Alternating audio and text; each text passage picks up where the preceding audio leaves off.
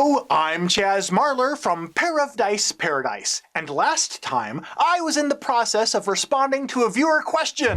Hey Chaz, what are your thoughts on Tabletop Simulator? Well, last episode we discussed just what Tabletop Simulator is. This time I'll conclude with my impression on its place in the board game hobby. Now, in many ways, Tabletop Simulator reminds me of the computer game Neverwinter Nights, published by BioWare in 2002. It was an RPG computer game based on the D&D universe, and it included a quest generator sandbox where you could create maps, NPCs, script interactions, and conversations. Oh man, how I waited in anticipation for months for that game to come out.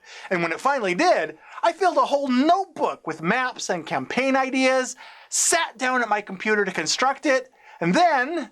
Alright. Okay. I quit. Similarly, I think Tabletop Simulator has potential, but potential and popularity are two different things. To increase its chance of success, I think several things would have to go drastically in its favor.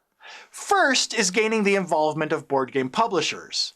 For example, I believe that publishers themselves have provided art assets to Board Game Arena, which has benefited the development of games on that platform.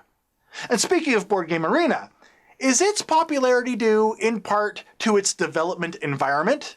And how does this compare to Tabletop Simulator's development environment? Is theirs proprietary? Then there's potential barriers to entry. Tabletop Simulator is a super neat concept, but will the near $15 price deter potential users when there's multiple other free alternatives available? And is the lack of rules enforcement actually another barrier? Now, I'd think that building in rules enforcement would not only be a monumental undertaking, but it may even be the antithesis of what the system was designed to be in the first place. So it can be a catch-22. Now, don't get me wrong, I've daydreamed about a tool like Tabletop Simulator for years! Decades even! I'm old.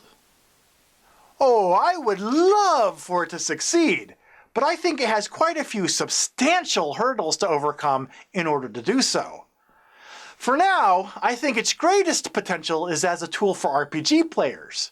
But even then, I can't help but be reminded of what became of Neverwinter Nights. Not much.